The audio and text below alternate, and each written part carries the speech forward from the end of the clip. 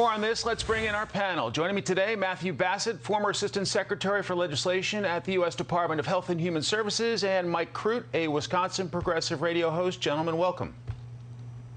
Thank you. Good to be with you, Mike. All right, Matt, Buckeye State. So J.D. Vance got a huge shot in the arm from former President Trump. How do you assess this critical Senate race for the Republicans? I think the Trump endorsement was huge. The media and folks on the left are doing everything they can to try and imply that Trump's influence in the party is diminished. I think they're going to find that is not the case on November 8th. I think J.D. Vance is going to be the one to pull this out. And it's okay for Republicans to support different candidates in a primary. This is obviously to fill Rob Portman's seat. Ohio is a reliably red state. And I think that when it's all said and done, irrespective of who wins, it'll be a seat that's held by the Republicans. Mike, a lot of Democrats looking at the seat saying a veteran GOP senator and Rob Portman is retiring. How do you see this race? I couldn't find a more distasteful candidate than J.D. Vance. I think the Trump endorsement certainly gives a guy like Tim Ryan a fighting chance. I think if it was just left to the primary voters, they probably would, again, pick a Republican in the state of Ohio. But I think the fact that Trump is putting himself on the ballot, that may help this gentleman, and I use that term loosely with J.D. Vance, they may help him in the primary.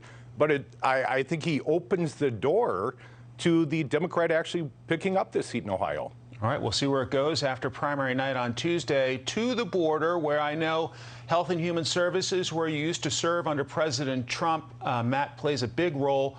What's the potential impact if Title 42 is eventually lifted? Well, Mike, the only two things that seem to be immune from Biden's supply chain crisis is illegal immigrants and illegal drugs. And the hearings in the House on this, in the Senate, the House Judiciary Committee, were very, very telling. In a bipartisan way, people were concerned because there is no plan if we go from 8,000 people a day to 18,000 people a day. The plan is more of the same, and that is to process people as quickly as possible and then do bus and fly them all over the United States. And here's the problem with that. If you let in 1 million people, only 10% of these people have a legitimate asylum claim. So once they're here, there's not a problem with the 100,000 staying, it's the 900,000.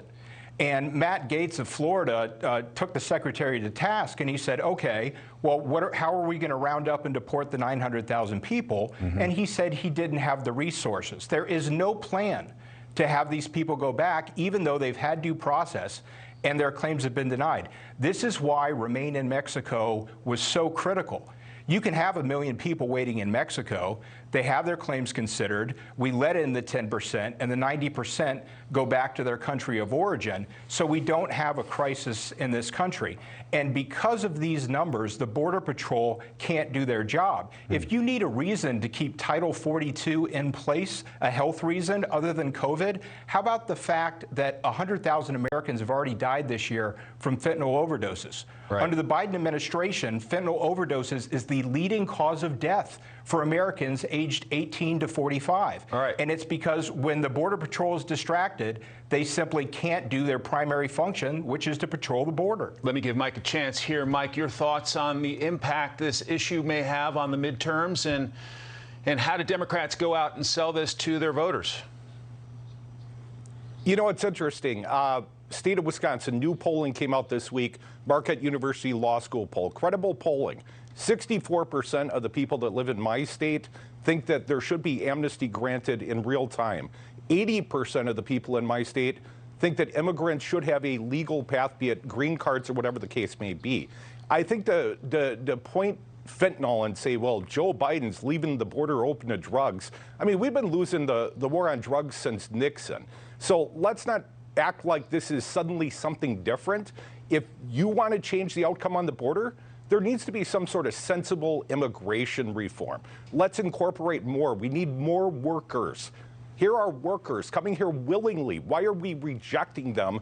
Let's come together as parties, as a country, and assimilate these people in. Let's be the melting pot. Let's find a place for them. Matt, you want to give a quick response?